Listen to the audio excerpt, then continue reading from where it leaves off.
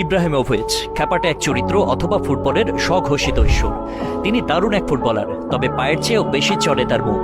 নিজের sense of হিউমারের জন্য বিখ্যাত তিনি।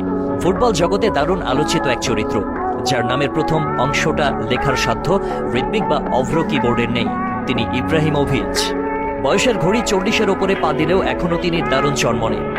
তার ক্ষিপ্রতা এখনও দুর্দান্ত। ক্যারিয়ারের শুরুর দিকে সুইডিশ ক্লাব মালমোতে তিনি যখন খেলতেন, তখন একবার আর্সেনাল খুব আগ্রহী হয়েছিল তাকে কেনার ব্যাপারে। তার নাম লেখা আর্সেনালের জার্সিও বানিয়ে ফেলা হয়েছিল, কিন্তু শেষ পর্যন্ত ইব্রা আর্সেনালে যাননি। কারণটা জানেন? আর্সেন ওয়েঙ্গার নাকি তাকে ট্রায়াল দিতে বলেছিলেন, আর ইব্রাহিমোভিচ এসব ট্রায়ালের ধার ধারেন না বলে সেটা নাকচ করে দিয়েছিলেন।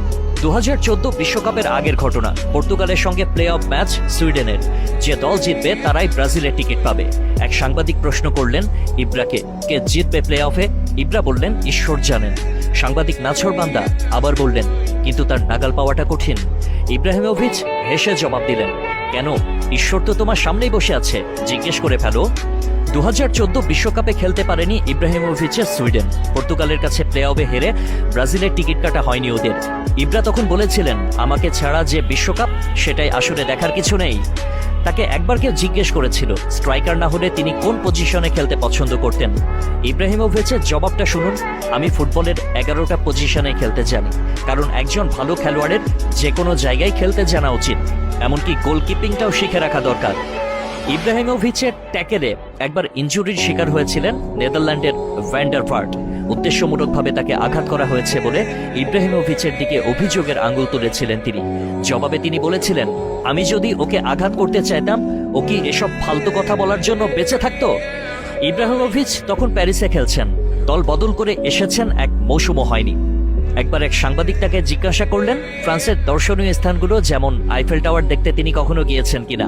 ইব্রা জবাব দিয়েছিলেন, বছরে যত লোক আইফেল টাওয়ার দেখতে আসে তার চেয়ে বেশি মানুষ আসে আমার খেলা দেখতে। আমি কেন আইফেল টাওয়ার দেখতে যাব? আইফেলের শখ থাকলে আমাকে এসে দেখে যাক।